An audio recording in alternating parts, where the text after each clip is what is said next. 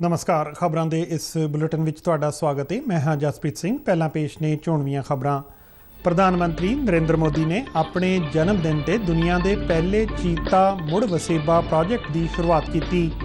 Namibia तो लिआंदे चीतिਆਂ ਨੂੰ मध्य प्रदेश के कुन्नो राष्ट्रीय पार्क विच छड्डिया।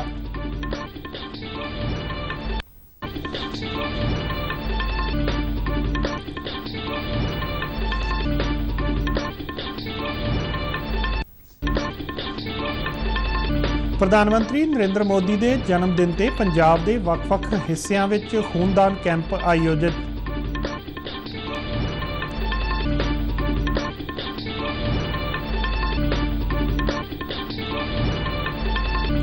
पंजाब के मुख सकत्तर ने एजुसैट के बुनियादी ढांचे की मजबूती ते जोर दिता।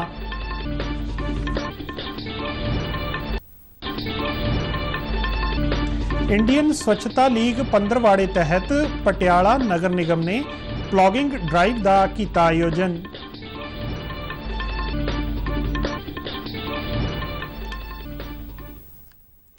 ते हुण खबरां विस्तार नाल। प्रधानमंत्री नरेंद्र मोदी ने अज अपने जन्मदिन ते देशवासियों नूं चीतिਆਂ ਦੇ मुड़ वसेबे का प्रोजेक्ट लांच करके एक वडमुला तोहफा दिता है। नामीबिया तो लिआंदे 8 चीतिਆਂ ਨੂੰ उन्हां मध्य प्रदेश के कुन्नो राष्ट्रीय पार्क विच कुदरती वास विच छड्डिया। इस मौके अपने संबोधन विच प्रधानमंत्री मोदी ने कहा कि देश के जंगली खेत्रां दा तेज़ी नाल विस्तार हो रहा है अते इसे कड़ी विच चीते मुड़ तो भारत की धरती ते परत आए ने। उन्होंने कहा कि कई दहाके पहला सदियां पुरानी जिहड़ी जैविक विभिन्नता की कड़ी टुट गई सी उसनूं फिर तो जोड़न का मौका मिलिया है। प्रधानमंत्री ने कहा कि देश की यह बदकिस्मती रही है कि 1952 विच देश विचों चीतिਆਂ ਦੇ मुक्कण का ऐलान कर दिता गया पर उन्हां दे मुड़ वसेबे लई दहाकियां तक कोई यतन नहीं किया गया। दशकों पहले जैव विविधता की सदियों पुरानी जो कड़ी टूट गई थी, विलुप्त हो गई थी, आज हमें उसे फिर से जोड़ने का मौका मिला है। आज भारत की धरती पर चीता लौट आए हैं। ये दुर्भाग्य रहा कि हमने 1952 में चीतों को देश से विलुप्त तो घोषित कर दिया, लेकिन उनके पुनर्वास के लिए दशकों तक कोई सार्थक प्रयास नहीं हुआ। आज आजादी के अमृतकाल में अब देश नई ऊर्जा के साथ चीतों के पुनर्वास के लिए जुट गया है। पूरे देश में चीतों के लिए सबसे उपयुक्त क्षेत्र के लिए वैज्ञानिक सर्वे किए गए और तब कुन्नो नेशनल पार्क को इस शुरुआत के लिए चुना गया। राष्ट्रपति द्रौपदी मुर्मू ने प्रधानमंत्री नरेंद्र मोदी ਨੂੰ ਉਹਨਾਂ ਦੇ जन्म दिन ਤੇ ਵਧਾਈ ਅਤੇ शुभकामनावां ਦਿੱਤੀਆਂ ਨੇ। अपने एक ट्वीट ਵਿੱਚ राष्ट्रपति ने कहा कि सख्त मेहनत, समर्पण भावना ਅਤੇ रचनात्मकता ਨਾਲ ਉਹਨਾਂ ਵੱਲੋਂ शुरू की गई राष्ट्र निर्माण की मुहिम ਉਹਨਾਂ ਦੀ अगवाई ਵਿੱਚ लगातार प्रगतिशील रहे। राष्ट्रपति मुर्मू ने प्रधानमंत्री मोदी की चंगी सेहत ਅਤੇ लंबी उम्र की कामना भी की। केंद्रीय गृह मंत्री अमित शाह ने कहा कि प्रधानमंत्री नरेंद्र मोदी की जिंदगी सेवा और समर्पण भावना का प्रतीक है। अमित शाह ने कहा कि प्रधानमंत्री मोदी की दूरअंदेशी और अगवाई हेठ नवा भारत एक विश्व शक्ति वजों उभरिया है। रक्षा मंत्री राजनाथ सिंह ने कहा कि प्रधानमंत्री मोदी ने देश की सियासत नूं एक नवा मोड़ दिता है और गरीबों की भलाई नूं तरजीह दी है। सूचना ते प्रसारण मंत्री अनुराग सिंह ठाकुर ने प्रधानमंत्री मोदी ਨੂੰ ਉਹਨਾਂ ਦੇ जन्म दिन की ਵਧਾਈ ਦਿੰਦਿਆਂ कहा कि अपनी ऊर्जावान अगवाई नाल प्रधानमंत्री मोदी ने विश्व मंच ते भारत का एक मजबूत अक्स बनाया है। प्रधानमंत्री नरेंद्र मोदी के जन्मदिन ते सर्व भारती तेरा पंथ युवा परिषद ने देश भर में 2000 तो वध थावां ते खूनदान कैंप लगाए। इस मुहिम तहत मुंबई विच तकरीबन 150 कैंप आयोजित किए गए। मुंबई के गुरु तेग बहादुर नगर विच लगाए गए खूनदान कैंप विच सूचना ते प्रसारण मंत्री अनुराग सिंह ठाकुर भी शामिल हुए।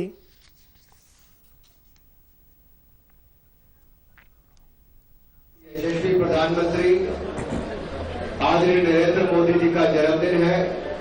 इस अवसर पर आप सबकी ओर से देश के यशस्वी प्रधानमंत्री नरेंद्र मोदी जी को मैं बहुत बहुत बधाई जन्मदिन की और शुभकामनाएं देता हूं।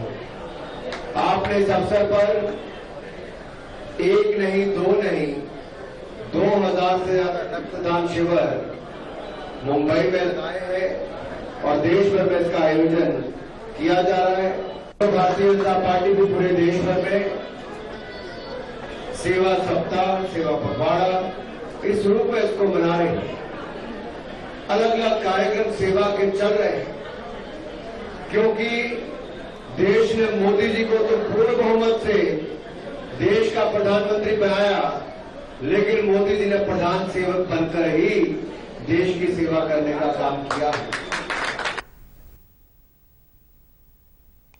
प्रधानमंत्री नरेंद्र मोदी के जन्मदिन ते अज पंजाब भर विच भी कई थावां ते समागम किए गए। भारतीय जनता पार्टी वालों 2 अक्तूबर तक सेवा पंद्रवाड़े की शुरुआत की गई। इसे लड़ी विच भारतीय जनता पार्टी वालों कई जिलों विच खूनदान कैंप आयोजित किए गए अते सफाई मुहिम चलाई गई। एक रिपोर्ट। भारतीय जनता पार्टी की राष्ट्रव्यापी मुहिम की लड़ी विच पंजाब विच भी ਵੱਖ-ਵੱਖ ਜ਼ਿਲ੍ਹਿਆਂ ਵਿੱਚ अनेकां खूनदान कैंप आयोजित किए गए। जलंधर के सिविल हस्पताल विच जिला भारतीय जनता पार्टी वालों एक खूनदान कैंप लगाया गया, जिस विच वड्डी गिणती विच पार्टी वर्करां ने खूनदान किया। इस मौके साबका कैबिनेट मंत्री मनोरंजन कालिया अते होर वर्कर मौजूद रहे। मंगल कामना करता है कि देश परम वैभव तक पहुंचे, माननीय मोदी की अगुवाई थले। खूनदान करने वालियां ने इस कैंप के आयोजन से खुशी प्रगटाई। सानू भी सेवा का मौका मिला मोदी जन्मदिन से ब्लड डोनेट करने का, जो किसी ना किसी के गरीब के या किसी के एमरजेंसी में काम आएगा। मेरा एक मैसेज है कि अजकल के नौजवानों को कि आप पहले तो अगे बढ़ के अपने सारे सोशल काम करिए, ब्लड डोनेट करिए, नशे की बंदी करिए और नशा ना करिए। इधर श्री जैन श्वेतांबर सर्व भारती तेरा पंथ युवक परिषद वालों लुधियाना विच खूनदान कैंप संस्था के प्रधान तरुण जैन सुराना की अगवाई विच लगाए गए। तेरा पंथ युवक परिषद के मंत्री प्रतीक जैन कोचर ने कहा कि खूनदान एक महादान है अते किसी भी व्यक्ति को खूनदान करने तो वांझे नहीं रहना चाहिए। लुधियाना शहर में 14 स्थानों पर मेगा ब्लड डोनेशन कैंपों का आयोजन किया है। इस कैंपों के द्वारा हम 2000 ब्लड यूनिट एकत्रित करके समाज के हर तबके के व्यक्तियों को पूरे वर्ष भर के दौरान सेवाएं उपलब्ध करवाएंगे।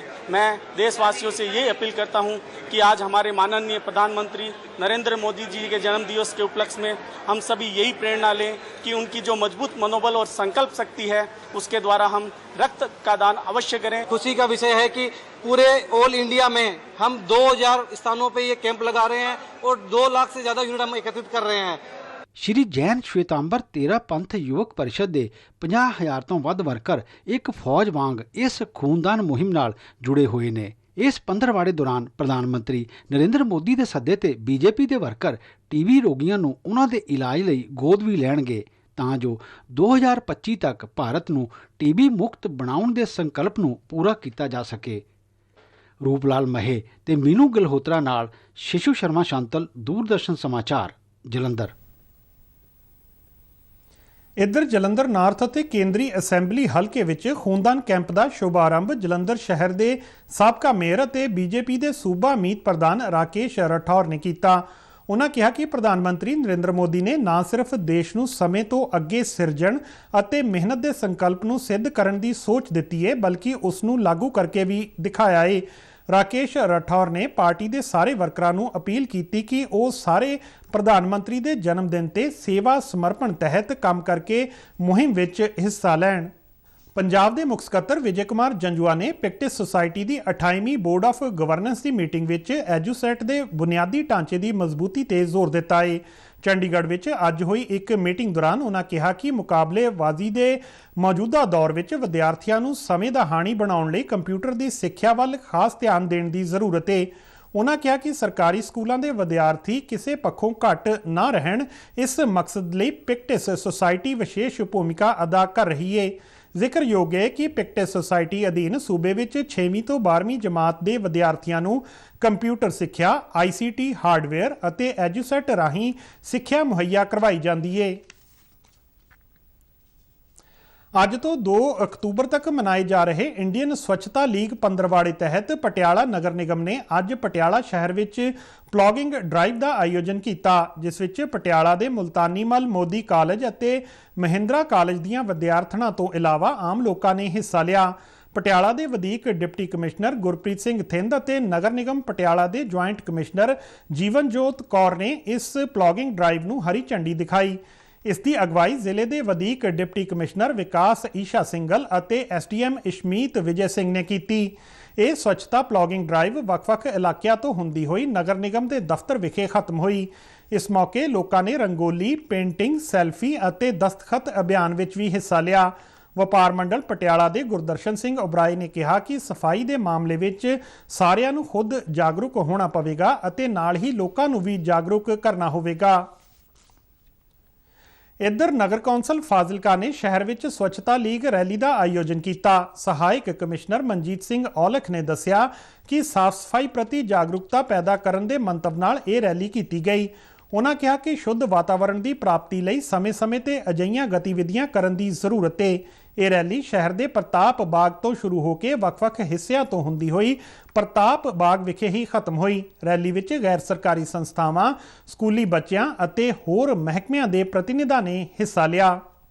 पंजाब के 12 ਜ਼ਿਲ੍ਹਿਆਂ विच SNID पल्स पोलियो मुहिम तहत 18 तो 20 सितंबर तक 5 साल तक के बच्चों नूं पोलियो बूंदां पिलाईਆਂ जाणगीਆਂ। सेहत मंत्री चेतन सिंह जौड़ा माजरा ने चंडीगढ़ विच दस्सिया कि इस मुहिम लई महकमे ने 11,865 टीमां का गठन किया है।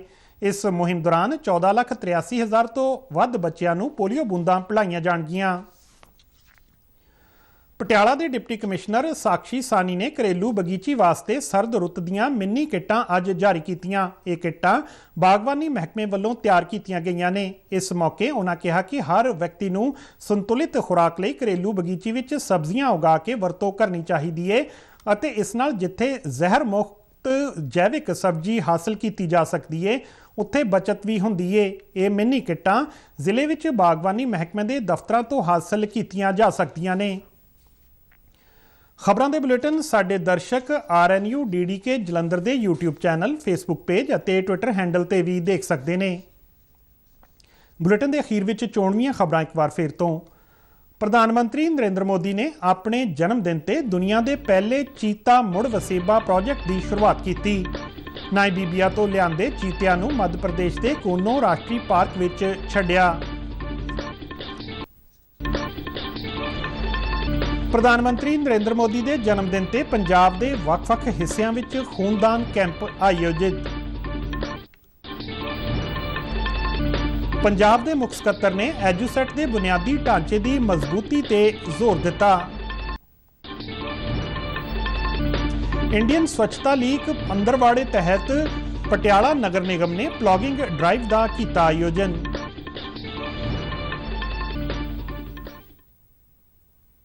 ते इस दे नाल ही खबरां दा यह बुलेटिन खत्म हुंदा है। आग्या दिओ, नमस्कार।